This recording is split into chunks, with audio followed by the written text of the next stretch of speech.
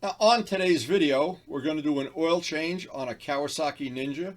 Most motorcycles, most sport bikes, or these types of bikes are very similar. So even if your bike is different, this might be some good information on little tips and little tricks that I've used. Now, I have 7 motorcycles registered and 7 motorcycles that I have to maintain and do oil changes and tire changes and things. I try to do most all of the work myself, and I try to post the videos of how to do it for people that might be doing it for the first time. None of this stuff is really high tech.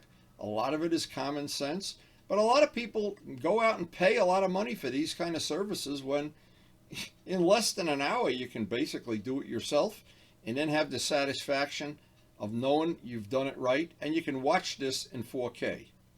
Well, today we have a relatively simple job. Our Ninja has 36,000 miles. Time for oil and filter. Relatively easy, straightforward day, but there are a couple little quirks to working on this bike. We're trying to share what we know and how we do it. Hope there'll be some good information that you can use on this video. Now, it's pretty safe to say every job we do in this garage requires moving a few motorcycles around. Today is no exception.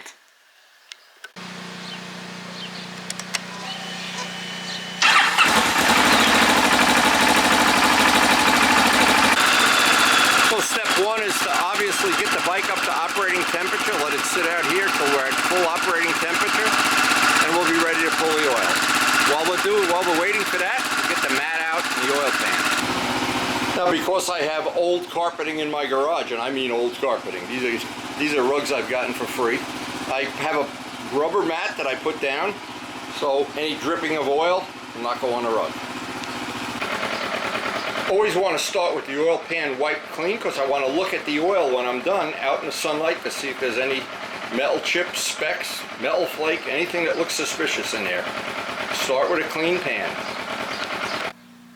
So first I have to make sure I have the correct oil filter for this bike, and we do, a real Kawasaki oil filter, and we're going to use Yamalube, which I have used in all the bikes. I buy the case from Amazon, and it's a few bucks cheaper than buying it in a motorcycle place, and I always try to use genuine oil filters.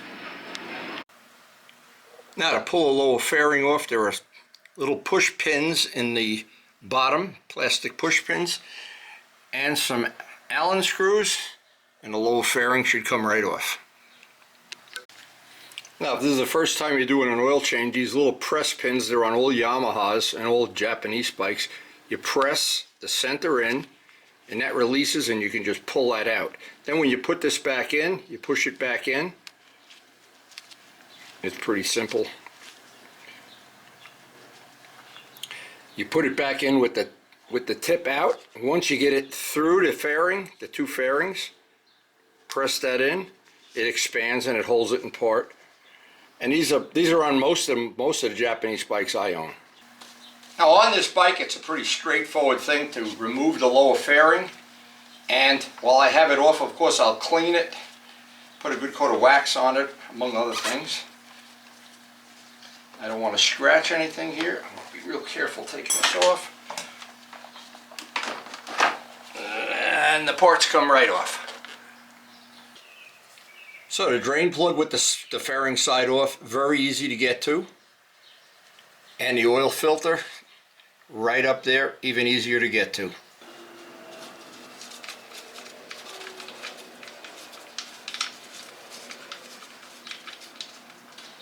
Okay, and there comes the oil. Now the biggest thing is the patience. I want to have a lot of patience waiting for that oil to come out. While that oil is coming out, I'll clean the fairing and I'll get the filter off. But the thing is not to rush it, and maybe even have a cup of coffee. Again, being patient and rocking the bike back and forth, you'll always get a little bit of extra out. And I want to get as much of the old oil out as possible, of course. Now, this is one of the easier bikes to do the oil change on. Some of them you have to take both sides of the fairing off, and you can get more involved, but this is a relatively easy one.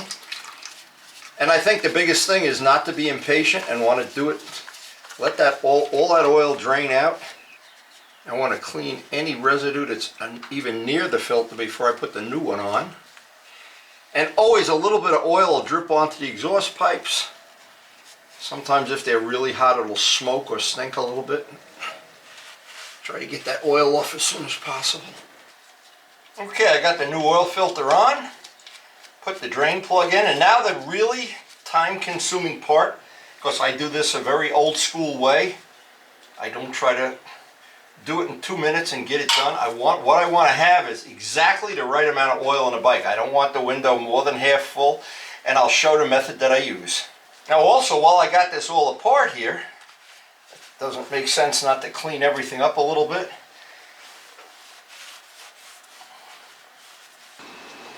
Now what I do, I take this out in the bright sun, look as carefully as I can. There are no little sparkly things in that oil. That looks to be pretty good. While I'm cleaning everything up in here, I may as well hit this with some flits, and this will just give it a little protection. We've been riding this bike in the salty winter that we just got over. Clean this up a little. Always easy to do once you have the bike apart. It just makes sense anytime you have anything apart. Clean it, polish it. It's easy to get in at the pipes right now. And some of the pipes show through one of the slots in the fairing, so it's impossible to polish them without taking this piece off. But once I have it off, and put a good coat of wax, good coat of flits, anything to protect it. But we did ride this bike a lot this winter when the roads were salty, and getting it back to where it's nice and shiny, always satisfying. I'm going to put this piece back on and then put the oil in, and I'm going to show how I put the oil in incrementally, one little bit at a time. Now on this bike there are a lot of tabs that have to line up in little slots. It's a little tricky getting everything lined up before you put all the final bolts in, but it's these tabs, and if you miss them, the two pieces don't line up nice. It just takes a little patience to get them all lined up. And putting all these screws in, once the screws are in, those little pop pieces that I showed before hold the bottom on, and we're pretty much good to go. Ready for putting the oil in. So the objective here is to fill the right amount of oil, that once the motor has been run and we filled up the oil filter and we come back and put the bike straight up and down, we'll be right in the middle of that window. And I like to just do it one little bit at a time. I don't want to try to pour a gallon of oil in there and then it's too much, because if it's too much, boy, you got to do the whole thing over and drain some out or take the oil filter off or whatever. So we'll start with a relatively small amount, and usually I would start, maybe even if you have the windows like on Yamalube, start with 2 quarts. Now for most motorcycles, putting too much oil in is a real problem. It's supposedly a problem that you fill up the crankcase and you wind up straining or blowing out the seals. I don't know, I don't want to know. So what I want to do, I want to do this, and I know this takes a little bit of patience. And the patience that I have goes a long way, because what I want to do now is just look, bring the bike up to level, and I can look into the window and see, I'm not there yet. So I can put a little bit in at a time, and this will go back and forth until I start to see oil in the window when the bike is level. And then I know I'll have to add just a little bit more. Then I'll run the motor, let the oil filter fill up, let it all sink back down, and then top it off, get it right to the middle of the window. And it is time consuming. Now I know some people say, oh, you look in the manual, it says 2.8 quarts, 4.8 or whatever. If you put that in and then you haven't drained all the oil out, it almost guarantees you're going to have too much oil in there.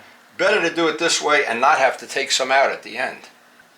And it's better just to do this and spend a little time now than run that risk that we're going to be at bike level and the window is full. By the way, one of the things that happens when you have too much oil in a bike, the clutch never really tends to release, and you have that loud clunk when it goes into gear. Now I can just start to see the beginning of the oil as the bike is level. So I know I have, at this point, still a little bit more to go, but I'm definitely not getting to the point where I have too much in there. Now sometimes it can be hard to see because the oil is almost clear. I'm just hold a flashlight down there. But we're right at the point now where I don't want to add any more oil. What I want to do is run the engine. That's going to fill up the oil filter, and then we'll just have to do a little more, add just a little bit more. We're very close right now.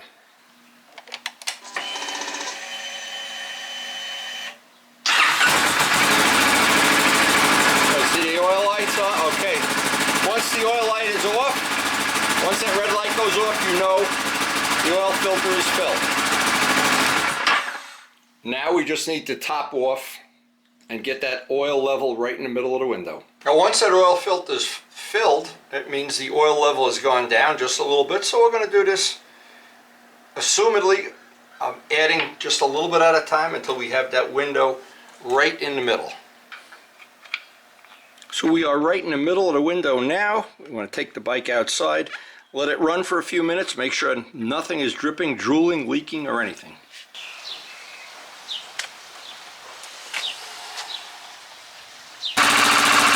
Usually once the bike gets warm, you can smell a little bit of the oil. It winds up on the pipes. Even if you wipe it, there's always some on there. We're going to let that run and double check that level, and let the bike cool down, and then double check it. Well, I entered everything into the logbook now, and I always suggest people do that. And we're good to go here. The bike, I don't know how to even explain why I like this bike so much. It is a great handling, beautiful, beautiful, smooth power delivery, and I have enjoyed this bike 36,000 miles now. It used to be owned by my son-in-law Rob. He graciously donated it to my collection, but we have owned it since new, and I did a 500-hour restoration on it 3 years ago.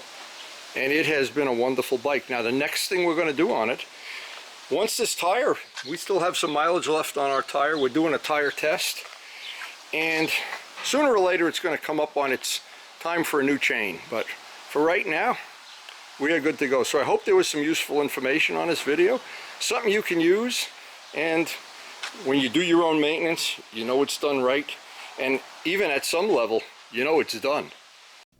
So if you're new to our channel, or this is the first time you've ever watched one of our videos, I hope you did enjoy it, of course. We try to share the rides we go on all seasons, and some of the things we do to graphics and custom paint work. We've custom painted a lot of bikes for friends, customers, and my own, of course. And we do enjoy hanging out with some of our friends. We have evil twins in our collection, and we do a lot of work with carbon fiber. I've worked with carbon fiber for over 30 years, and there's a lot of maintenance. Now, when you have a lot of bikes in your collection and you ride a lot, especially when they're older bikes, there's a lot of maintenance. And I have bikes from the 70s, and I tried to get one from every 10-year period.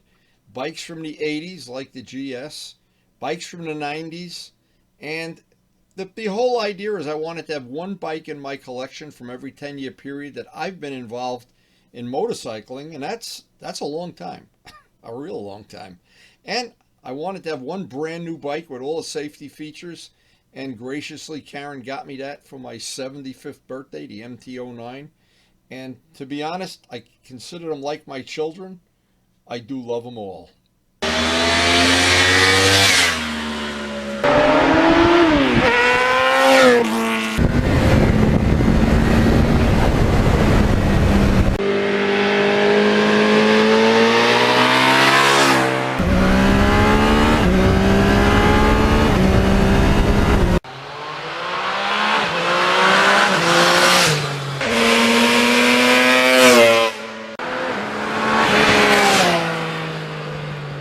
And thanks so much for watching.